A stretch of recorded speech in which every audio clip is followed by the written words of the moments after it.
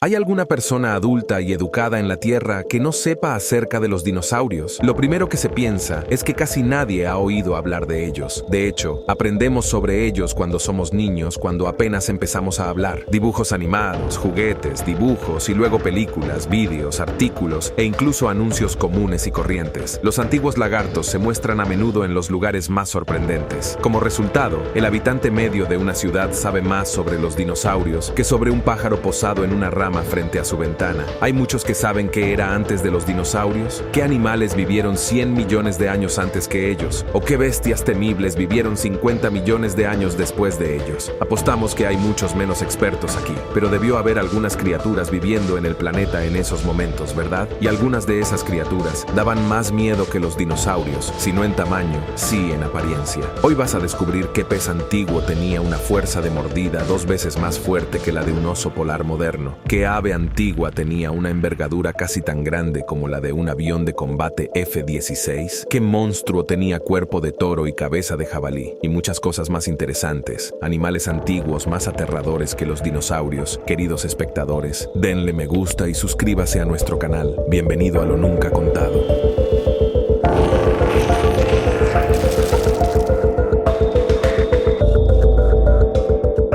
Según una de las hipótesis más convincentes, la primera vida en nuestro planeta apareció en el océano. Entonces comenzaremos con los habitantes del antiguo océano. El héroe de la primera historia es Dunkleosteus, un depredador que reinó en las profundidades de los mares del Devónico 100 millones de años antes que los dinosaurios. El género Dunkleos incluye varias especies. No podemos hablar de todos ellos. Conozcamos entonces al más formidable, el Dunkleosteus terrelli. Echemos un vistazo. Tenemos aquí un pez antiguo con cuerpo, aletas y cola como los de los peces que viven en la mitad del agua, no cerca del fondo. En biología, estos peces se llaman pelágicos. Presta atención a la cabeza del Dunkleosteus. Un experto se daría cuenta inmediatamente de que no se trata de plancton, ni de filtrador, ni de ningún otro consumidor de pececillos marinos. El tamaño y la forma de las mandíbulas indican claramente que se trata de un depredador peligroso, cazador de presas grandes. Pero lo más interesante es que estas intimidantes mandíbulas no tienen dientes. Un depredador desdentado. Es difícil de creer, pero eso es lo que es. Las protuberancias afiladas que se ven en la boca del Dunkleosteus no son dientes, sino simplemente bordes puntiagudos de la mandíbula. Además, la forma de la mandíbula es tal que los bordes cortantes se afilan entre sí cuando se aprietan entre sí. No es un mal diseño. Después de estudiar la mecánica y la fuerza de las mandíbulas del Dunkleosteus, los científicos llegaron a 2 conclusiones clave. Primero, descubrieron que las mandíbulas podían abrirse tan rápidamente que aspiraban agua como una bomba. Esto funciona bien cuando se cazan presas más pequeñas. En segundo lugar, descubrieron que el Dunkleosteus tenía una tremenda fuerza de mordida. Por ejemplo, los cálculos en un Dunkleosteus de 6 metros de largo mostraron una fuerza de mordida de 4.400 newtons, 989 libras en los bordes laterales de las mandíbulas y 5.300 newtons, 1.200 libras en los puntos de las protuberancias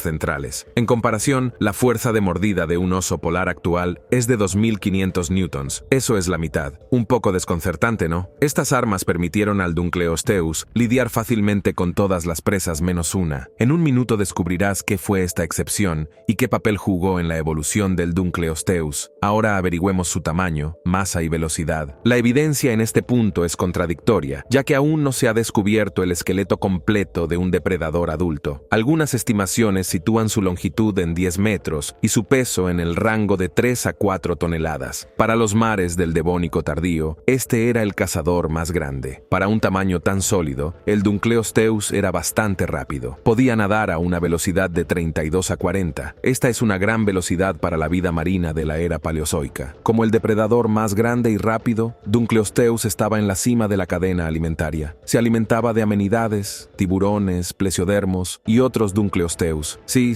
esta es la misma excepción, presa que mencionamos anteriormente. El hecho del canibalismo está científicamente probado y permite plantear una hipótesis muy interesante. Quizás la brutal competencia introspectiva sirvió como una de las principales herramientas para la evolución de la especie. Los peores enemigos del Dunkleosteus eran en realidad sus hermanos. Entonces sus defensas mejoraron en esta dirección. Tenga en cuenta que en los 50 millones de años de existencia de la especie, no desarrolló nada para protegerse proteger la mitad posterior de su cuerpo. Ha permanecido abierto, por lo tanto, podemos suponer que esta parte del cuerpo rara vez fue atacada y que la defensa allí nunca apareció en el proceso de evolución. Al parecer, el Dunkleosteus atacó la cabeza de la víctima cuando se trataba de agredir a sus hermanos. Es una táctica racional. Golpeó los órganos más importantes de la víctima sin riesgo de volver a morder la parte desprotegida del cuerpo. Así, en el transcurso de la evolución, ganaron ventaja aquellos ejemplares con defensas más fuertes de la cabeza, la parte anterior de la espalda y el abdomen. Como resultado, vemos una armadura robusta y ajustada que protege estas partes. Aumentaron enormemente las posibilidades de supervivencia en caso de ataques laterales y frontales por parte de otros Dunkleosteus. Por supuesto, esto es solo una hipótesis, pero es bastante plausible y reconocida, y otras alternativas son menos convincentes. Por ejemplo, imaginemos que el Dunkleosteus prefería atacar desde la cola. ¿Qué pasaría con esta táctica? Hay pocas opciones aquí. Lo más probable es que el Dunkleosteus atacado intentará escabullirse y morder la cola del agresor. Es una vista muy interesante, dos depredadores comiéndose mutuamente desde la cola. Por lo tanto, atacar la cola del rival Dunkleosteus corre el riesgo de perderla. En cualquier caso, recibiría graves daños como respuesta y probablemente moriría. Es poco probable que un método así pudiera haberse arraigado en el curso de la evolución. ¿Qué más podemos decir de Dunkleosteus? A juzgar por los hechos, era el máximo depredador marino de su época y estaba en armonía con su entorno. Por tanto, su extinción debió estar asociada a cambios profundos en ese entorno. La extinción de Dunkleosteus al final del Devónico está asociada con dos picos en el proceso de extinción global: el evento Kellwasser hace 372 millones de años y el evento Hagenberg en el límite del Carbonífero Devónico hace 359 millones de años. Según los científicos actuales, el evento de Hagenberg puso fin a la diversidad de especies marinas en los mares del Devónico. No hay consenso sobre las causas de la extinción. Se sugieren varias hipótesis, incluidas algunas tan exóticas como la explosión de una supernova o el impacto de un asteroide. También existe la hipótesis de que el crecimiento de los bosques, el movimiento de la vegetación desde las zonas costeras hacia las profundidades del continente, provocó una falta de oxígeno en el agua de los ecosistemas costeros del Devónico. Es fácil imaginar las objeciones de quienes se oponen a esta hipótesis. Es imposible, dirían, que cuantos más bosques haya, más oxígeno habrá en la atmósfera. Es realmente así, pero el objetivo de la hipótesis es la disminución de oxígeno en el agua, no en la atmósfera. En las aguas costeras había menos oxígeno debido al aumento de la masa de materia orgánica en descomposición. Este fue el resultado del crecimiento de los bosques en las profundidades del interior. Cambiaron la estructura y composición del suelo, enriqueciéndose con materia orgánica. El río fluyó y cambió en consecuencia. El agua de los ríos transportaba una gran cantidad de sustancias orgánicas y otras sustancias que estimulaban el crecimiento de microalgas en los ecosistemas marinos. Al morir y descomponerse, tomaron oxígeno del agua.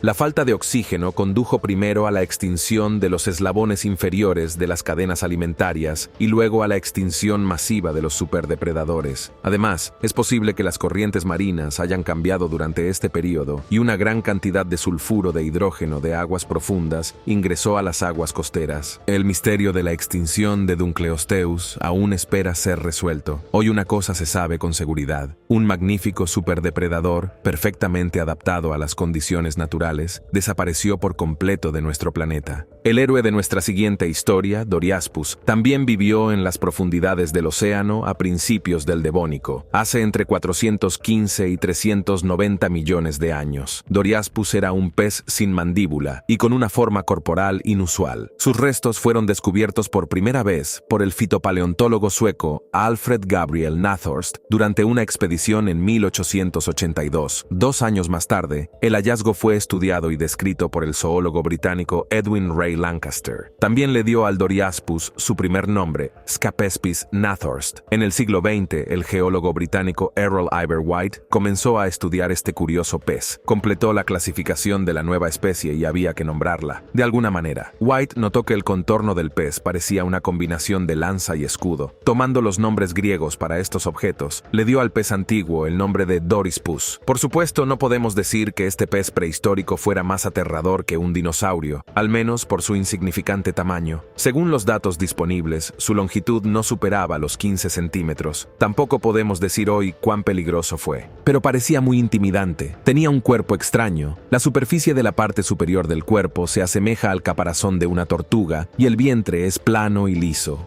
La cola del Doriopus es larga, plana y delgada, con espinas en los bordes. Hay dos protuberancias óseas largas, casi redondas, que se extienden desde los lados del cuerpo. En algunas especies, las protuberancias parecían aletas o alas y tenían dientes en los bordes. Se desconoce el propósito de estas excrescencias. Quizás ayudaron a los peces a flotar y equilibrarse en la mitad del agua. Sin embargo, su forma dista mucho de la de un ala, por lo que esta hipótesis no cuenta con el apoyo generalizado de los paleobiólogos. Según otras versiones, los salientes laterales sirven para reconocer especies y también como herramienta específica para desenterrar limo. Es difícil evaluar la verosimilitud de estas opciones porque todavía no está claro qué modo de vida tenía Doriaspis. No está demostrado que este pez fuera pelágico, que viviera en la zona media del agua, pero tampoco hay evidencia de que viviera en la zona de sedimentos. Es difícil determinar la función y el propósito de cualquier parte del cuerpo de un pez inusual, a menos que sepamos cómo y dónde vivía este pez y cómo y de qué se alimentaba. Esto no es bueno para la ciencia, pero puedes dar rienda suelta a tu imaginación. Intente sugerir su propia versión del propósito de la protuberancia lateral. ¿Quién sabe? Quizás su hipótesis haga avanzar la ciencia. Por cierto, en el caso de Doriaspus, esta no es la única zona para su hipótesis. La cuestión es que la situación con el propósito del pico central, o en términos científicos de la tribuna, no está más clara. No hay una opinión unánime sobre para qué lo necesitaba Dorispo, ni cómo se utilizaba. Es de destacar que, a diferencia de los peces modernos, la púa se encuentra debajo de la boca, lo cual es bastante racional. El pez podría expulsar el sedimento del fondo con la púa. Por lo tanto, el pez inmediatamente recibió todo tipo de cosas arrojadas del cuerpo ante sus ojos y boca. Si hay algo sabroso, se puede devorar rápidamente. Recuerde que en el cruel mundo de la selección natural, comer más rápido significa ser más eficiente y tener más posibilidades de sobrevivir. Hay lógica en tal explicación, pero nuevamente, todo se reduce a la falta de datos. ¿Y si Doriopus fuera en realidad un pez pelágico que no viviera en el fondo sino en media agua? Entonces, todo el razonamiento es inútil. Desafortunadamente, hay muchas más preguntas que respuestas. Sabemos muy poco sobre este extraño pez. Creemos que los principales descubrimientos sobre Doriaspis están aún por llegar. El tema de nuestra próxima historia también está relacionado en parte con la evolución de la vida en la Tierra. Mosasaurus se alimentaba de peces óseos, cefalópodos, tiburones y reptiles marinos. Las tortugas marinas eran su principal presa. En los últimos 20 millones de años del Cretácico, el Mosasaurus expulsó a todos sus competidores, representados por los grandes tiburones caballa, el último Pleosaurus, y se ganó el título de mayor depredador marino de su tiempo. Los mosasaurios se extinguieron hace unos 66 millones de años, junto con los dinosaurios y los petrosaurios, en una extinción masiva al final del período Cretácico. Como superdepredadores, influyeron significativamente en la evolución de muchas especies de animales marinos. En particular, la evolución de Mosasaurus nos brinda información útil sobre otro proceso interesante. Sabemos que los antepasados del mosasaurio vivían en la Tierra, por lo que la evolución de este depredador nos ayuda a comprender cómo se produjo la transición de un grupo de reptiles a un hábitat acuático. Ahora, hablemos de Mesosaurus. Se han encontrado restos fosilizados de mesosaurio en sedimentos del período pérmico temprano. Estos sedimentos se formaron hace 299 a 271 millones de años. Entonces los científicos creen que Mesosaurus vivió en este período. No tenía ni un tamaño ni un peso impresionantes. Medía solo alrededor de 1 metro, 3.3 pies de largo, y se alimentaba de pequeños crustáceos y otros pececillos, un humilde sariano aparentemente corriente, pero jugó un papel importante en la historia de las ciencias de la Tierra. Un hecho importante fue que Mesosaurus vivía en agua dulce. No pudo permanecer mucho tiempo en agua salada, respectivamente. No pudo cruzar el océano. Otro punto importante, Mesosaurus apareció casi simultáneamente en Sudáfrica y América del Sur. Sobre estos detalles llamó la atención el meteorólogo alemán Alfred Wegener. Sabiendo que Mesosaurus no podía cruzar el océano, Wegener decidió que África y América del Sur alguna vez fueron un todo. Sobre esta base, propuso una teoría sobre el origen del continente como resultado de la división de un supercontinente primitivo en varias partes. Wegener publicó su hipótesis en 1912. Más tarde, esta idea, después de una revisión exhaustiva, se convirtió en la teoría moderna del movimiento de las placas tectónicas. Así es como el Mesosaurus, desde la antigüedad, influyó en la ciencia moderna en un área muy inesperada. Este es su papel en la ciencia, del que prometemos hablarte. Tienes que admitir que tenemos mucho que elogiar al humilde lagarto de agua dulce. Por ahora, pasemos del océano a la tierra y conozcamos criaturas asombrosas y temibles que vivieron después de los dinosaurios. A finales de la década de 1880, los paleontólogos Carlos Ciriaco Ameno y Francisco Pascasillo Moreno informaron al mundo de la existencia de Rosede del bosque, antiguas aves no voladoras. Este hecho nos llevó a darnos cuenta de que toda la historia de las aves no voladoras es como un iceberg. Las pocas especies que viven ahora son solo la punta. La mayor parte de este iceberg está escondido en el pasado, y parte de la historia oculta fueron los gigantescos bosques de rocas que aparecieron en el Paleógeno después de la extinción de los dinosaurios. En total, se conocen unas 20 especies de ellos. Forus racos vagó por Sudamérica hace unos 62 millones de años. Hasta mediados del Pleistoceno,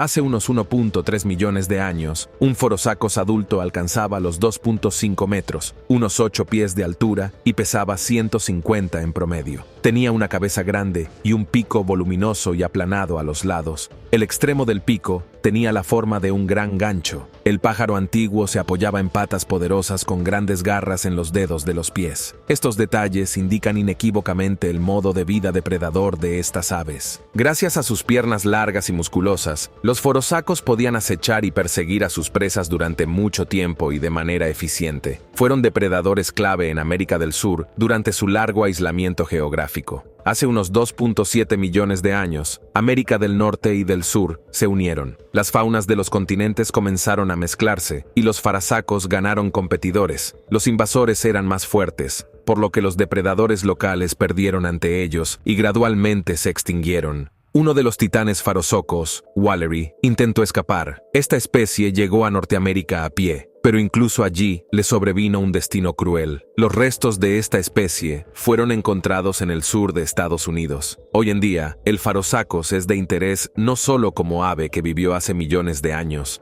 Esta especie es de gran valor como resultado del desarrollo en aislamiento. Hay que estar de acuerdo en que un pájaro que abandonó el vuelo es un interesante experimento evolutivo. Todavía hay debates sobre las razones de esto, y pueden llegar a una conclusión muy interesante. El hecho es que la selección natural juega un papel importante en la evolución. En una forma muy simplificada, funciona de la siguiente manera. Las características que son útiles para la supervivencia y la reproducción se fortalecen, mientras que las dañinas eventualmente desaparecen. Junto con sus portadores, simplemente se extinguen. El mecanismo principal aquí son las mutaciones aleatorias, debido a las cuales las características aparecen o desaparecen, y la selección natural solo refuerza la versión exitosa. Es bien conocido el papel de la selección natural en la evolución. Entonces la pregunta es, ¿qué tenía de malo el faraón Socos? Sabemos con certeza que no tenía competidores, lo que le habría obligado a dejar de volar. Entonces, ¿por qué sus alas disminuyeron tanto en el curso de la evolución?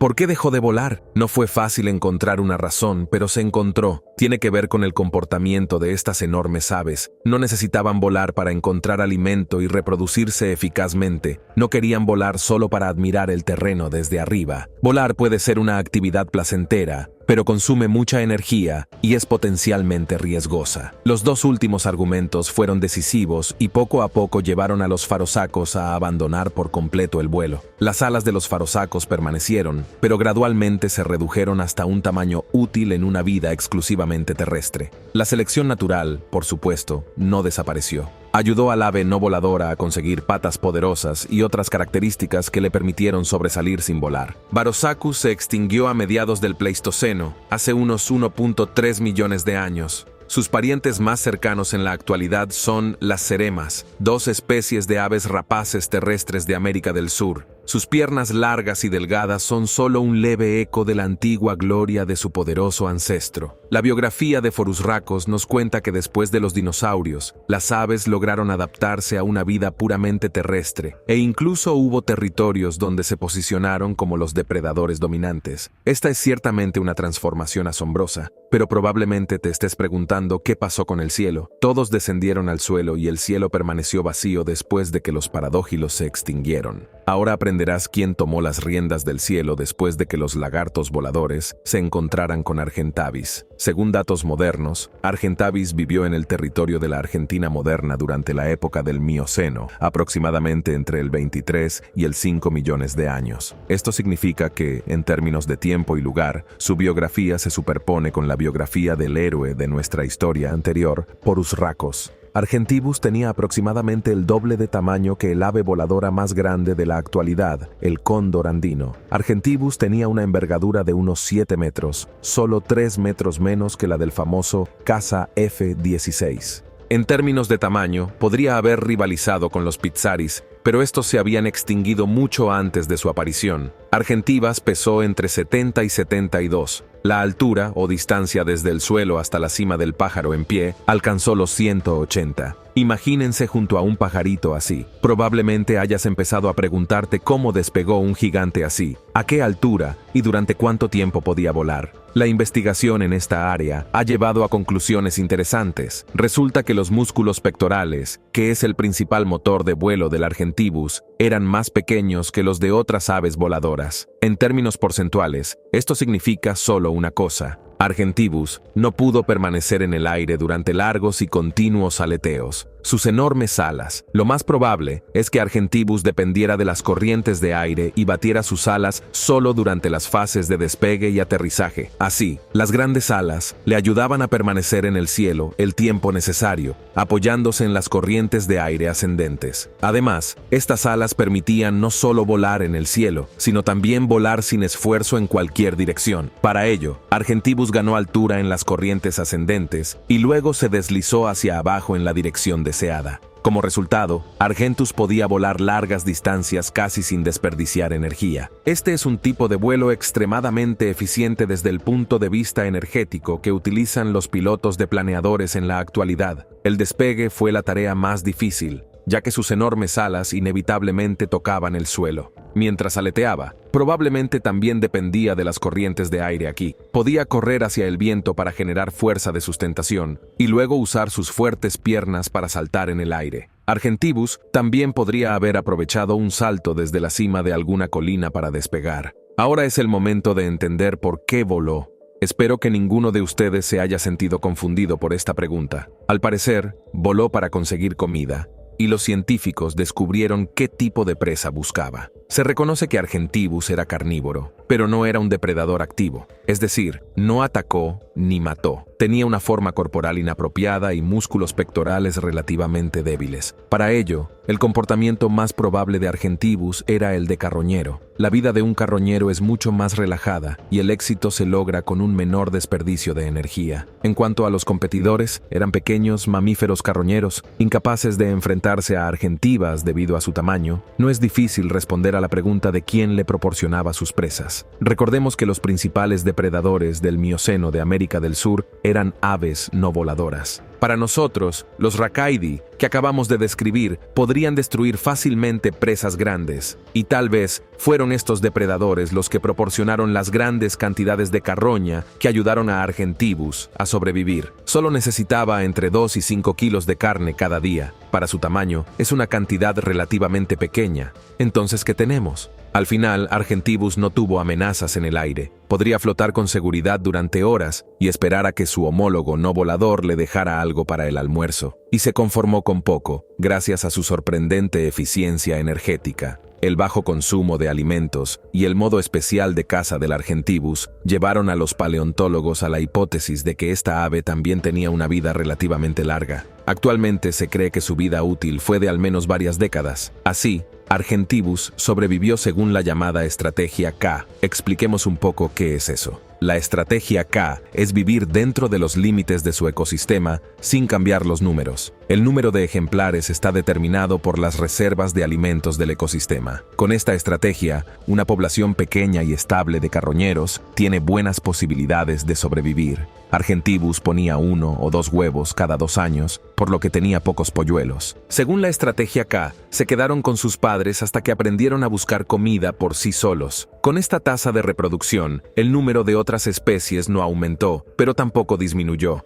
Dado que Argentibus murió principalmente por vejez y enfermedades, otras causas no representaron más del 2% de la tasa de mortalidad. Aunque Argentibus fue sin duda un depredador exitoso, esto no salvó a la especie de la extinción. No sobrevivió hasta el Plioceno y hoy solo fósiles de millones de años prueban su existencia. En este punto terminamos hablando de aves prehistóricas voladoras y no voladoras. Es hora de pasar a los animales más interesantes después de los dinosaurios, los mamíferos. Uno de los más interesantes es Platybeledon. Pertenece al género Gomphotherium, parientes probácidos extintos de los elefantes modernos. Vivieron en África, Eurasia y América del Norte durante las eras Mioceno y Plioceno, hace más de 15 millones de años. En la época del Pleistoceno, tras la fusión de América del Norte y del Sur, se mezclaron las faunas de los continentes y se produjo el gran intercambio americano. Y así el Gomphotherium llegó también a Sudamérica. Los únicos territorios a los que no pudieron llegar fueron Australia y la Antártida. Gomphotherium alcanzó el pico de su diversidad a finales del Mioceno y se extinguió en el Pleistoceno. Externamente, el Platybelodon se parecía mucho a un elefante. Tenía 2 colmillos superiores y 2 inferiores, pero a diferencia de los elefantes modernos, sus colmillos superiores estaban doblados hacia abajo. La ciencia no sabe el motivo de esto, aunque debe haber una razón. Sabemos que la evolución no tolera cosas inútiles. Sin embargo, los colmillos superiores no son lo más interesante del Platypelodon. Estos extraños mamíferos se hicieron conocidos por sus 2 colmillos en la mandíbula inferior. Estaban sin esmalte, anchas y aplanadas horizontalmente, lo que les daba un parecido con la hoja de una pala de bayoneta. En 1936, al describir ejemplares asiáticos del género Platybelodon, el famoso paleontólogo Henry Fairfield Osborn fue el primero en comparar el par inferior de colmillos con una pala de carbón. La comparación se arraigó firmemente, y desde entonces a Platypelodon se le conoce como Gomphotherium, con colmillos de pala. Hoy en día, de todos los proboscadianos, Gomphotherium sigue siendo el objeto de estudio más popular para los paleontólogos. El principal misterio del Platybelodon es el propósito del armamento en forma de pala de la mandíbula inferior. Es de suponer que tiene algo que ver con la alimentación, pero no se sabe exactamente cómo se utilizaba. En consecuencia, no está claro de qué se alimentaba el ornitorrinco. Se suponía que los colmillos inferiores se utilizaban como pala para cavar y rastrillar plantas. También existía una versión de cortar hojas de las ramas de los árboles. Otra hipótesis fue rastrillar las algas del fondo de los lagos de agua dulce. También hubo una conclusión opuesta. Platypelodon no usaba sus palas de hueso en absoluto cuando comía, pero la hipótesis de una pala para algas fue apoyada por muchos científicos. Lo favoreció el desgaste específico, que se explicaba por el efecto abrasivo de la arena y la arcilla sobre los bajíos. Así lo arrastraban por todas partes, excavando en la vegetación acuática y costera. Tras esta hipótesis, todo parecería calmarse. Las disputas se calmaron,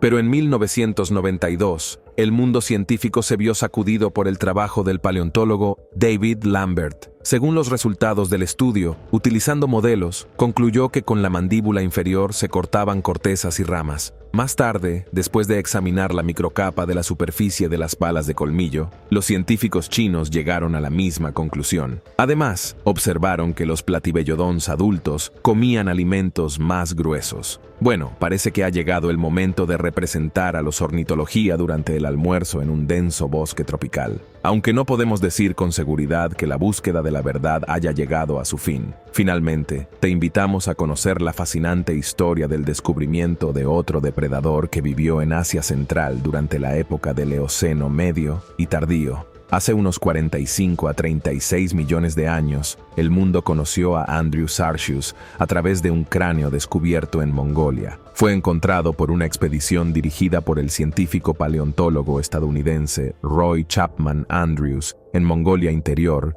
en 1923. El cráneo fue encontrado en los sedimentos de Erdin Manga, formados a finales del Eoceno medio. Al principio se pensó que el cráneo pertenecía a pseudomorfos gigantes del grupo Intellodonte. Se trata de depredadores mamíferos extintos con un cuerpo que recuerda a un toro y una cabeza que recuerda a un jabalí. Inmediatamente recordamos los antiguos mitos griegos sobre el Minotauro, ¿verdad? Sin embargo, esta hipótesis no duró mucho. Un año más tarde, el paleontólogo mencionado anteriormente, Henry Fairfield Osborn, determinó que el cráneo encontrado pertenecía a un depredador de la familia masónica Chidi. También describió al nuevo depredador y lo llamó Andrew Sarchis, en honor a Roy Andrews, el jefe de la expedición que encontró el cráneo. Al reconstruir a Andrew Sarchis, se encontró que la longitud de su cuerpo era 3.8 a 45 metros, 12 a 13 pies y su cola medía 1.5 metros 5 pies de largo. El peso de este antiguo depredador podría haber superado la tonelada,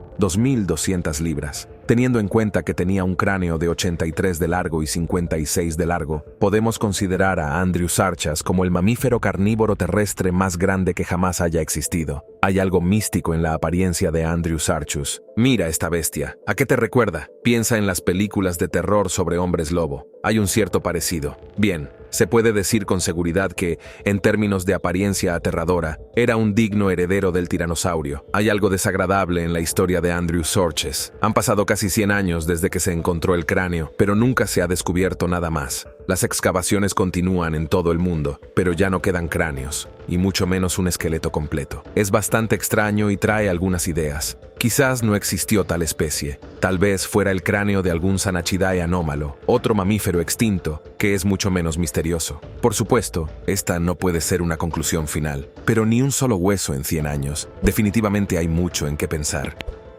Muchas gracias por ver. Cuéntanos qué te pareció el video de hoy y no lo olvides, nosotros somos Lo Nunca Contado.